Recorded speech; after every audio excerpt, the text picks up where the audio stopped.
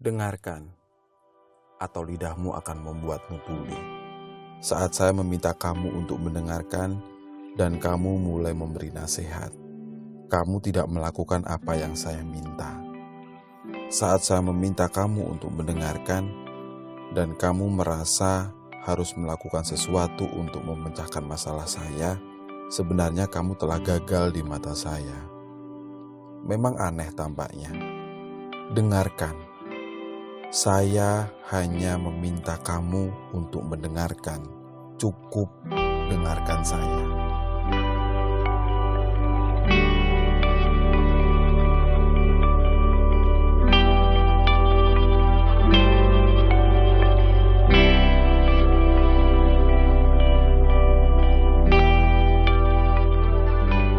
Halo semuanya, ketemu lagi dengan saya Wasis OKB Otak Kata Bicara di podcast saya hari ini.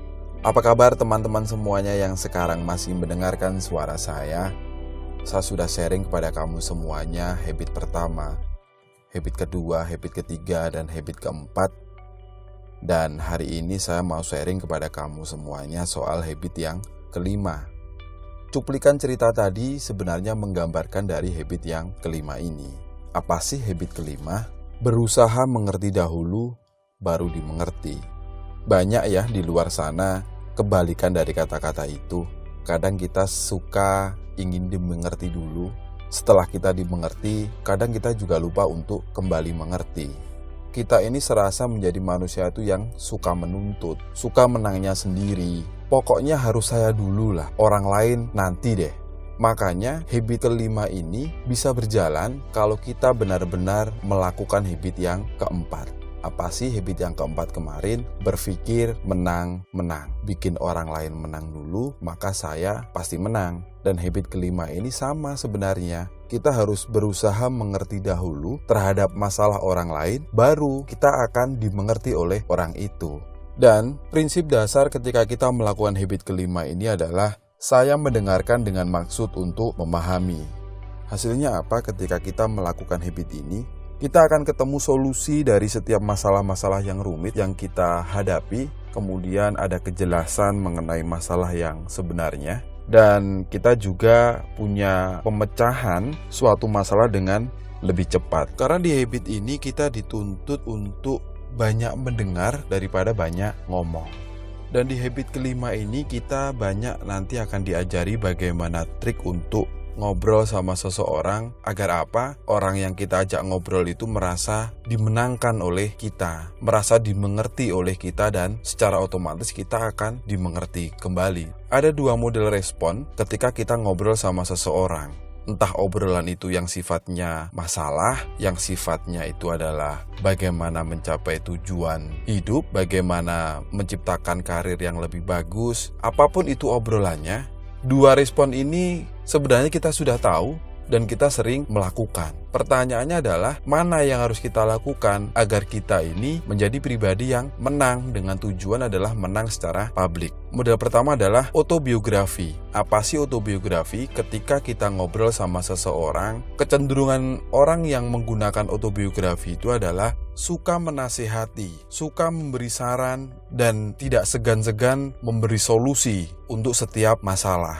Kemudian juga suka menyelidiki dari setiap masalah yang diceritakan, mana sih yang salah, mana sih yang benar, dan hebatnya lagi kita menafsirkan sesuai pengalaman pribadi kita masing-masing. Setelah kita menafsirkan, kemudian kita mengevaluasi. Jadi seolah-olah ketika kita ngobrol sama orang yang ada di depan kita itu, kita kecenderungannya lebih suka menghakimi bahwa kamu itu seharusnya melakukan ini, bahwa kamu itu seharusnya berbuat seperti ini, bahwa kamu itu seharusnya tidak melakukan itu, dan lain sebagainya.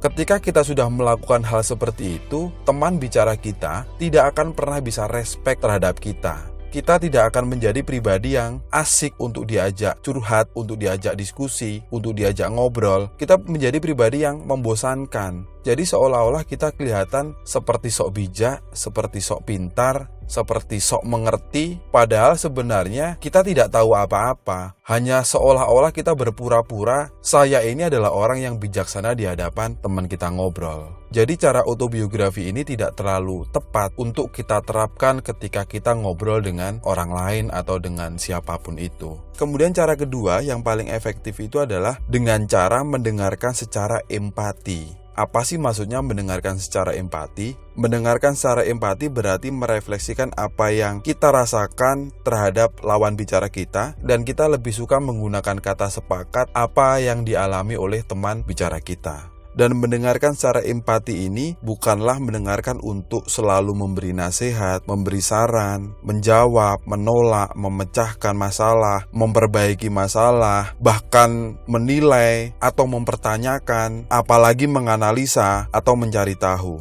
Mendengarkan secara empati ini prinsipnya adalah mendengarkan dengan hati yang penuh kebijaksanaan.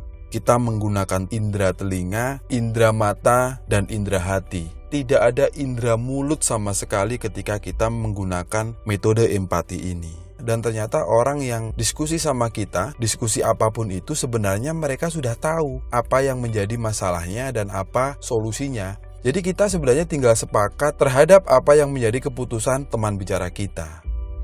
Mungkin itu dulu dari saya. Kita ketemu di podcast selanjutnya. Sekian, terima kasih.